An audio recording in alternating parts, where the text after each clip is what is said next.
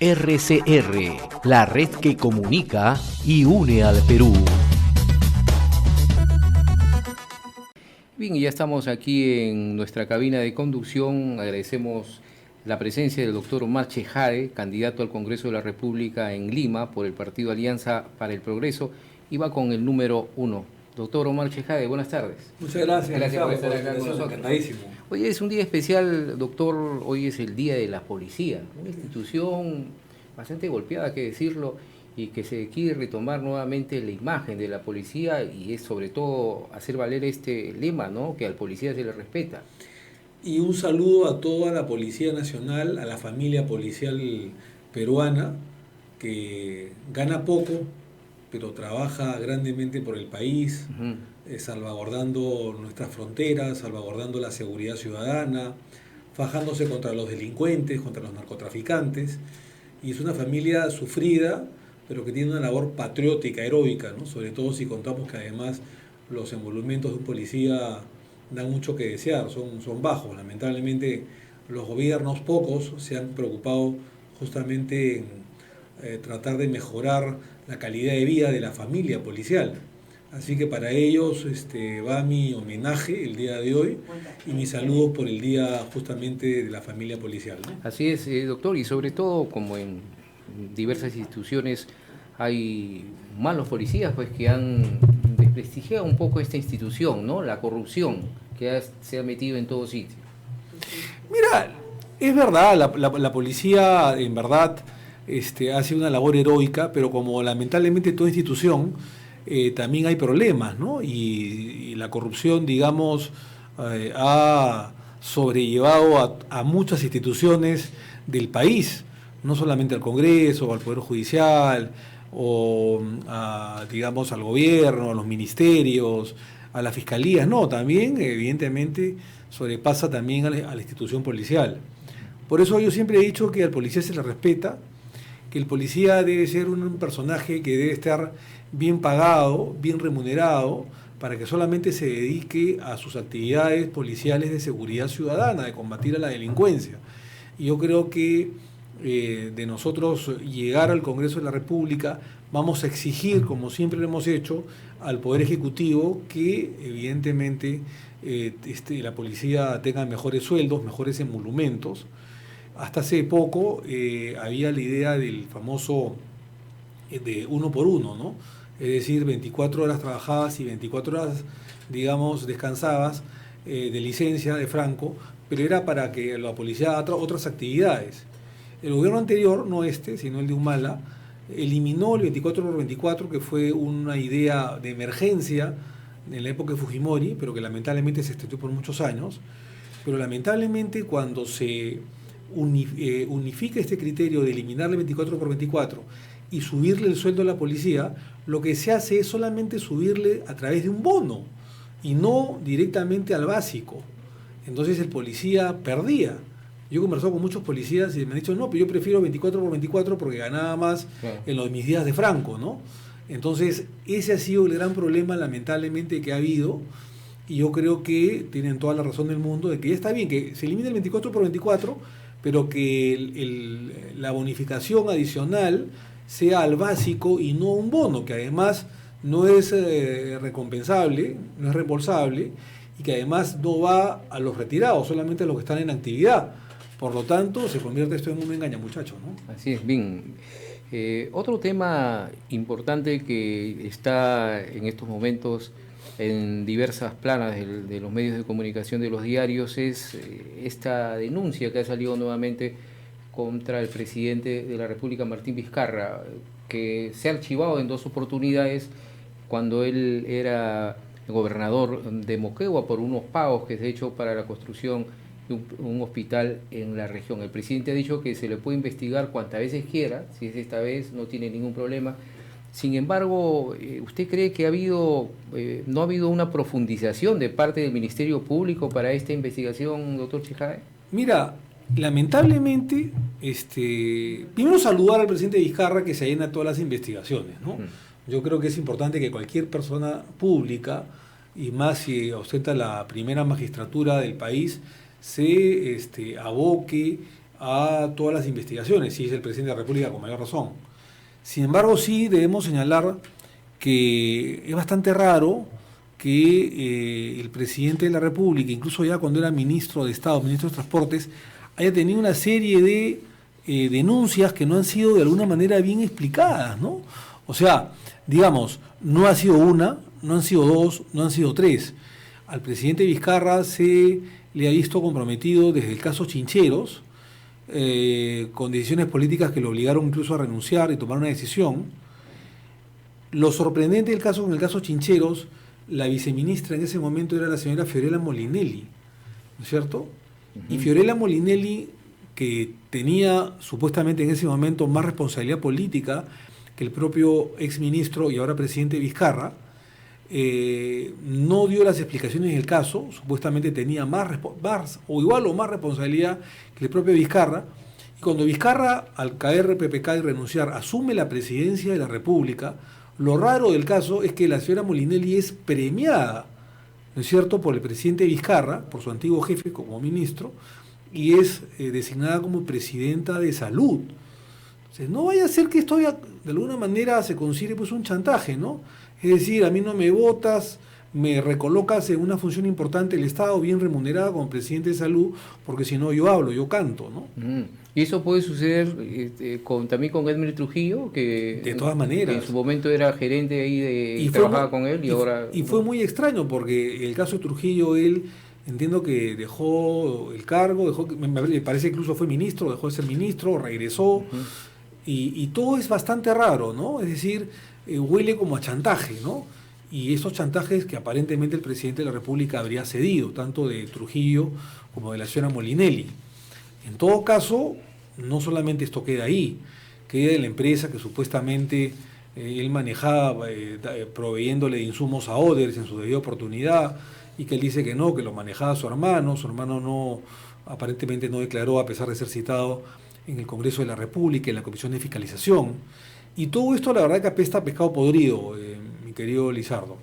Entonces, el presidente de la República, cuando termine sus funciones, porque es verdad que hasta el día de hoy es intocable, salvo los casos de vacancia, pero no se le puede seguir un proceso porque, según la Constitución, que es una Constitución casi virreinal en algunos términos, el presidente de la República personifica a la nación, y al personificar a la nación se convierte casi en un intocable hasta que acabe su periodo. Entonces hay que esperar justamente, digamos, la rendición de cuentas por parte de él cuando acabe el periodo. Espero que se mantenga en el Perú después del 28 de julio del 2021. Por eso es que nosotros estamos dentro de las promesas de campaña, de lo que vamos a hacer en reforma política, proponiendo el juicio de residencia como proyecto del presidente de la República. No a todos los presidentes de la República. ¿Cómo es eso, doctor?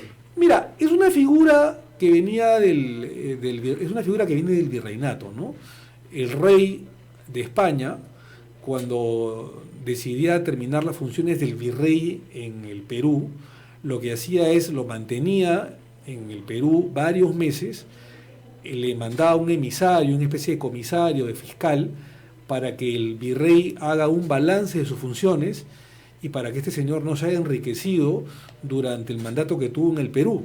Es lo que se llamaba juicio de residencia. Es decir, mientras estuviste residente en el Perú, tú virrey, tienes que quedarte en el país, no puedes regresar a España ni marcharte a otro país y tomarte cuentas de lo que has hecho. ¿Y tiene un lapso eso? Sí, claro. En el caso nuestro pensamos en 6 meses, en el que el presidente que termina su función no podía irse del Perú y hacer un balance de sus funciones, con cuánto llegó y con cuánto se va. Para que no pase lo de Toledo, ¿no? Toledo, García, Humala, Fujimori en su momento que se fue del país, en fin.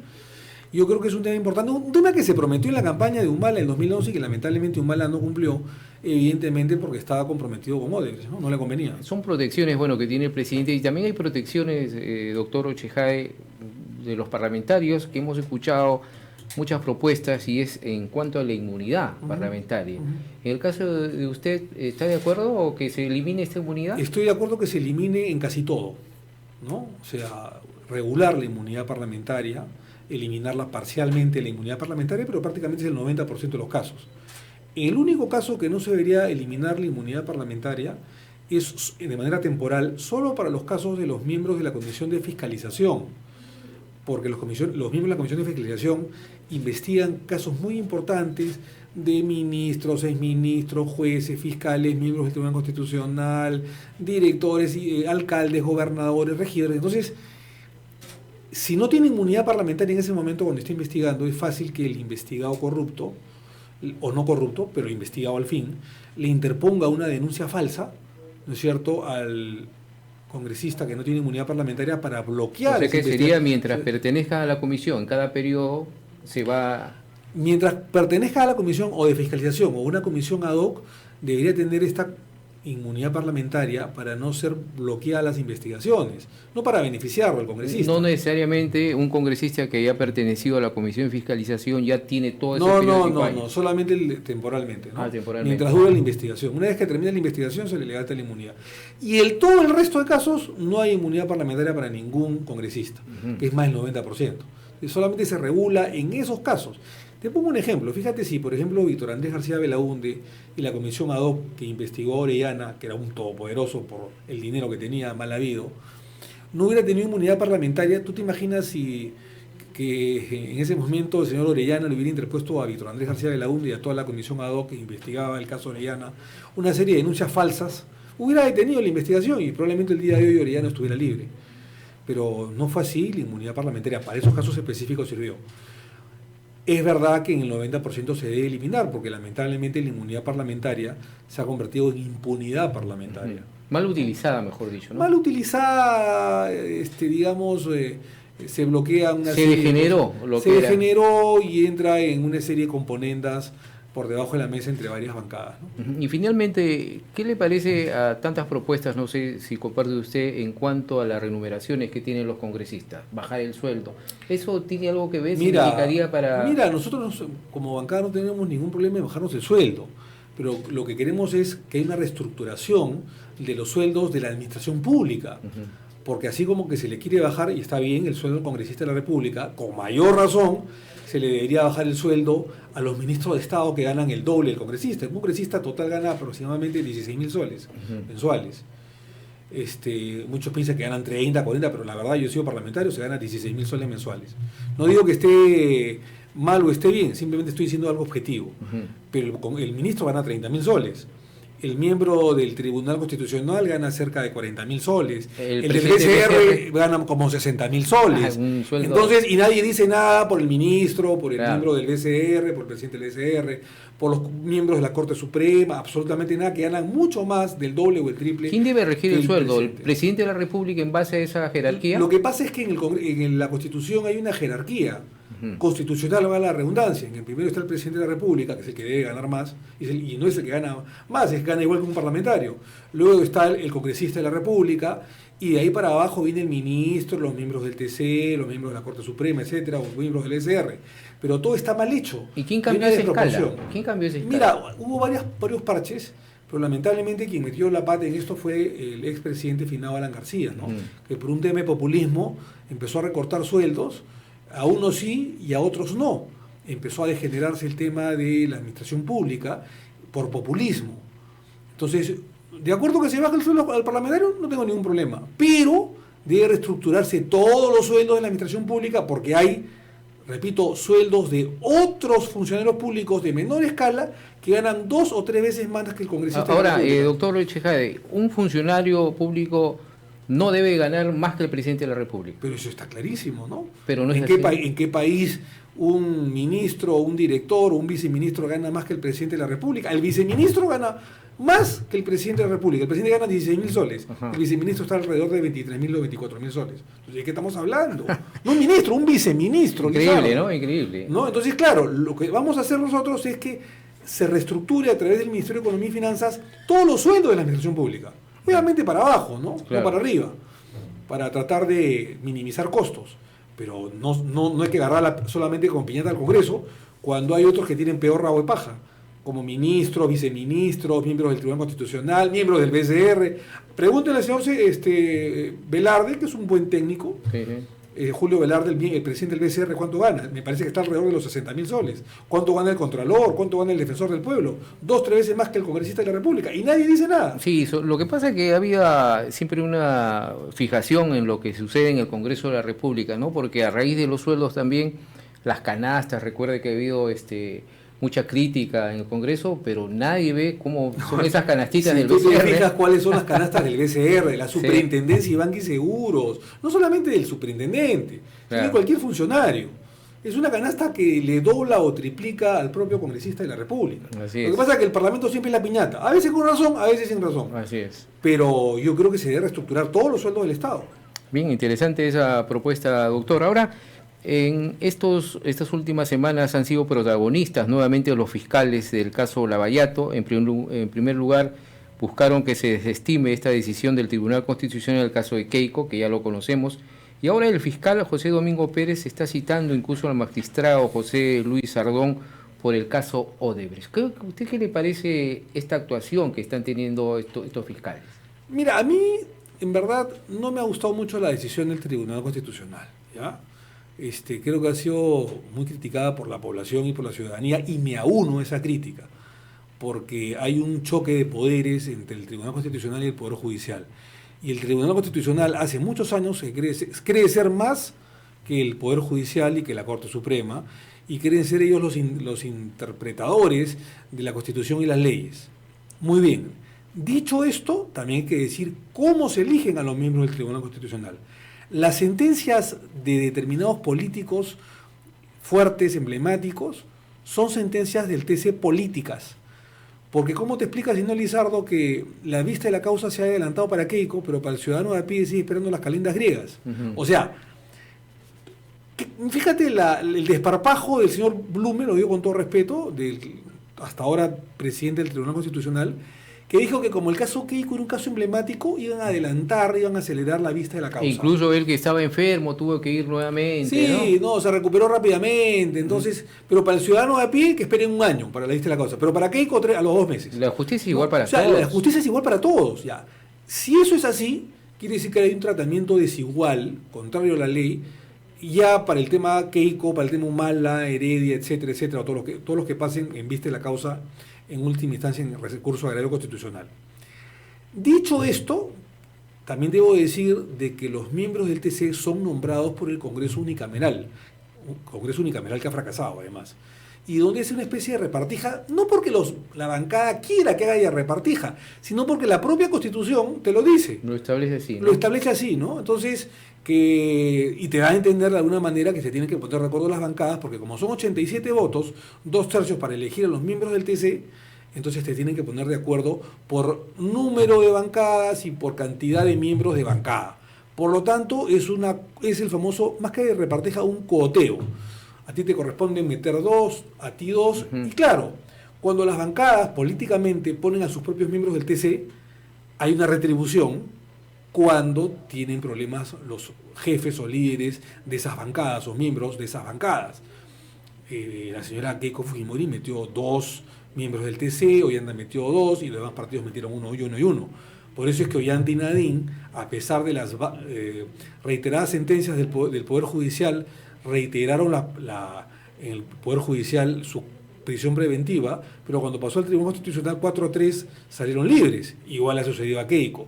¿No es cierto? ¿Por qué? Porque esos jueces, como por ejemplo Sardón, como Blume, como el propio Ferrero, me parece, están retribuyendo los favores de ser elegidos por el fujimorismo. Y por eso está clarísimo. Y por eso es un poco creíble lo que dice el presidente, el magistrado Blume, en decir que ellos no están metidos en la política, no tienen...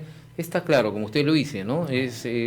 ¿Y qué le parece? Debería cambiarse entonces ¿Quién debería elegir entonces si no es el Congreso de la República? Mira, si existiera el Senado, sería el Senado. Porque el Senado de la República, que estamos también proponiendo, aparte de mejorar la calidad de las leyes, de tener mejores cuadros partidarios, el Senado es un ente reflexivo, es un ente académico, donde dan los mejores, ¿correcto? Entonces, cuando ha habido Senado y se elegían a los miembros, en esa época se llamaba Tribunal de Garantías Constitucionales, con sede en Arequipa, elegían a gente de primer nivel, que no se dejaban guiar por temas políticos. Entonces, si existiera el Senado, el Senado.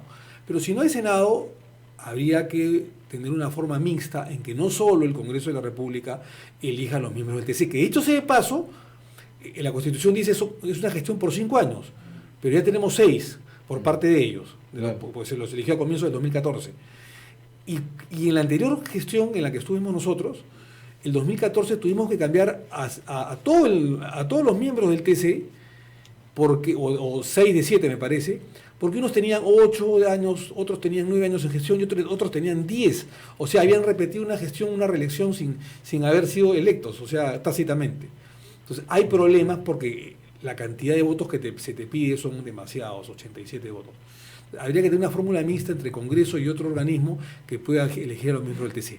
Dicho todo este preámbulo, Lizardo, ¿no? Que no estamos de acuerdo con las resoluciones del TC, que van en contra de los plenos casatorios de la Corte Suprema, que se enfrentan a la Corte Suprema, que tienen otros criterios legales que la Corte Suprema, y que a veces, por un tema de favor político, liberan a estos personajes nefastos de la política peruana.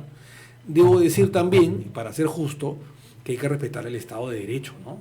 Entonces, creo yo que el señor Pérez, que está haciendo una buena gestión como fiscal, debería controlarse, no está en una campaña política, ¿no? Entonces, si el Tribunal Constitucional, que está muy, pero muy por encima, no solamente a él, sino al propio Vela y sus demás jefes, dice una cosa, yo creo que Vela debería respetar, guste o no, respetar. ¿Es un acto de rebeldía? Mira, ya estaba acostumbrado lamentablemente Pérez a veces ser irreverente con las autoridades, ¿no? Uno puede estar a favor o no de lo que hizo Chávarri, no voy a hablar nada de Chávarri, cada uno tendrá su propia opinión, pero faltarle el respeto todos los días al fiscal de la Nación, llámese como se llame, como lo hacía Pérez, la verdad que era un tema muy inusual, por decirlo menos, ¿no? Yo creo que típico, los fiscales, ¿no?, deben tener una misión, por parte de la propia fiscal de la Nación, dar una indicación que ellos no deben dar este tipo de declaraciones. No, para nada, porque además demuestran parcialidad. Claro. Entonces tú lo ves, y además a veces también es cierto que las prisiones preventivas, que muchas veces son justas, a veces se degeneran y se convierten en la regla en vez de ser la excepción.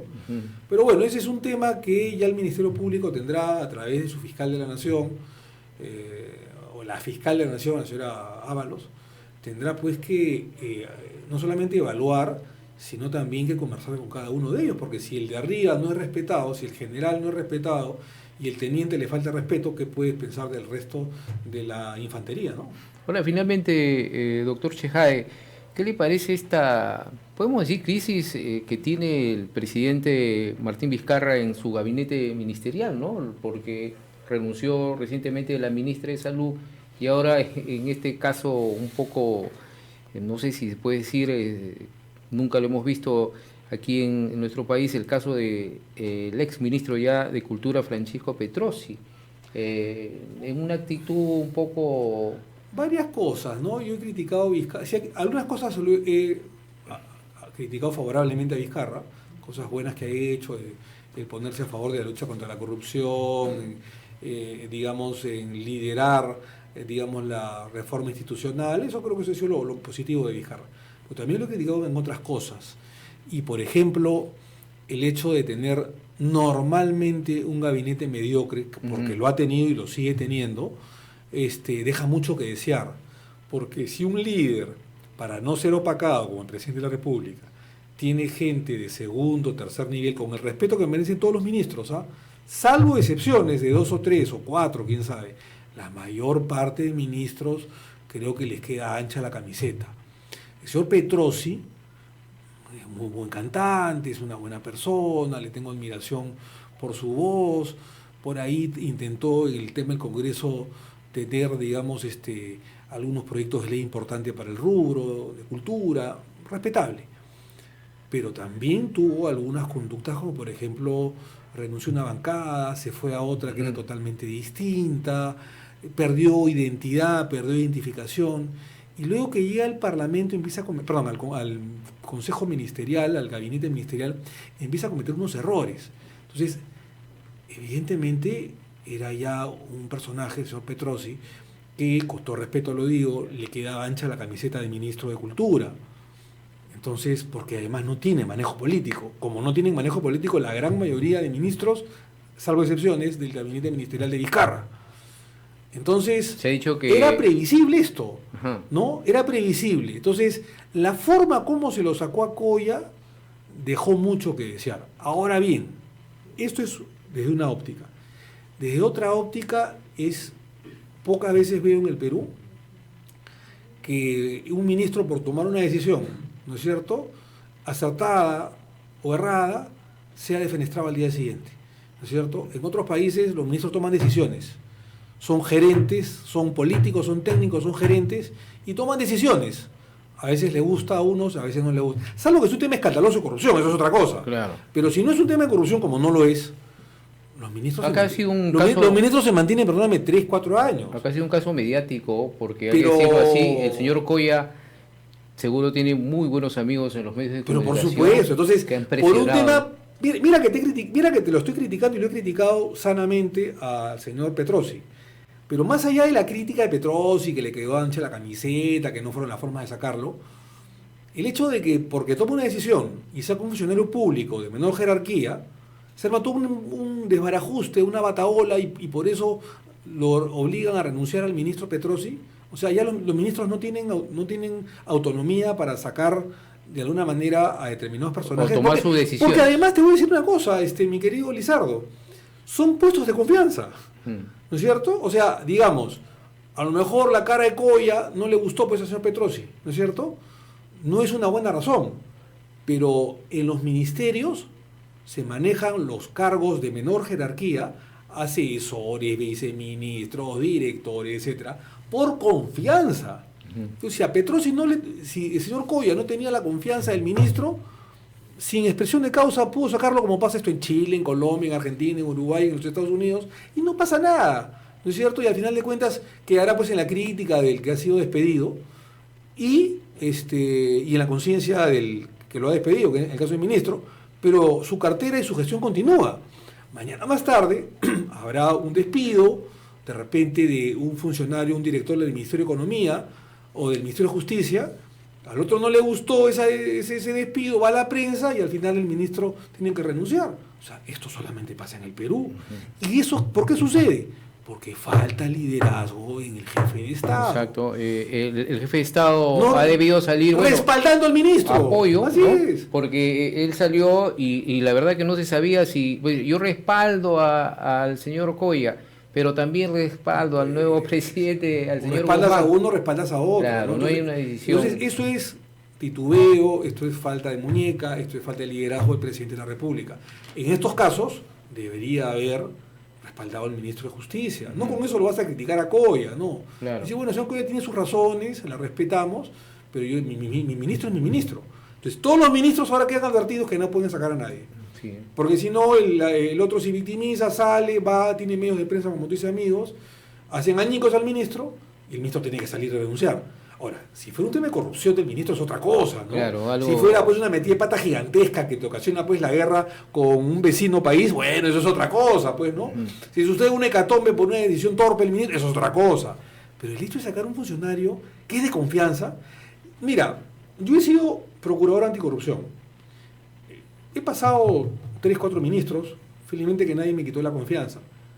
Pero si yo hubiese renunciado como al final renuncié, yo me fui tranquilo, me fui a la actividad privada, extraditamos al señor Fujimori, combatimos literalmente la corrupción, no como aquellos que ahora dicen van a combatir la corrupción pero no tienen una biografía de vida. Quien habla combatió la corrupción de la década del 90, del fujimontesinismo, yendo a los tribunales, extraditando a Fujimori, fajándose contra la corrupción de los militares de esa época, de la década del 90, de los ministros, de toda la corrupción de la década del 90, fajándose, además arriesgando nuestra propia vida, porque habían obviamente amenazas en los juicios, en los procesos, etcétera, y en los medios de comunicación, incluso viajando a Chile y extraditando a Fujimori.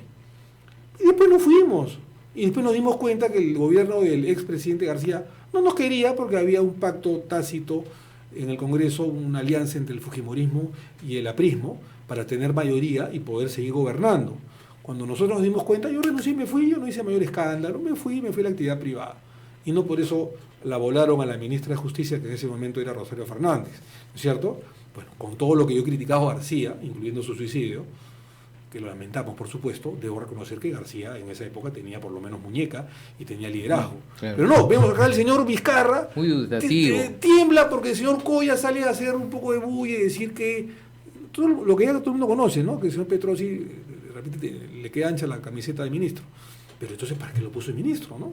Entonces, ya con este ejemplo, con este precedente, ningún ministro va a poder sacar a alguien, a algún funcionario de menor jerarquía que le quita la confianza o que no, Hemos pasado de un gabinete de lujo, como se decía antes, ahora como usted lo dice, un gabinete mediocre. Absolutamente mediocre. Salvo excepciones, no quiero generalizar. Salvo 3 o 4 excepciones de los 20 ministros que hay aproximadamente. Bien, muchas gracias, doctor Omar Chejade, y mucha suerte. Gracias, Lizardo. Recién estamos calentando motores para esta campaña que ya en estas semanas se viene con más fuerza. Y en épocas navideñas, ¿no? Y bueno, efectivamente nosotros postulamos por Alianza por el Progreso con la letra A y escribir el número 1. Por Lima. Por Lima Metropolitana, A1. Al de Alianza para el Progreso, y nosotros estamos para proteger a la nación, porque queremos la gobernabilidad del país, queremos la estabilidad política del país, porque si no, todo lo que se ha avanzado en materia económica puede verse, podemos involucionar, retroceder, y también para continuar con las reformas que el Perú necesita. Entonces, para eso estamos regresando y adelantando nuestra participación nuevamente en el Congreso de la República. Bien, suerte entonces en esta campaña. Muy buenas tardes. RCR, la red que comunica y une al Perú.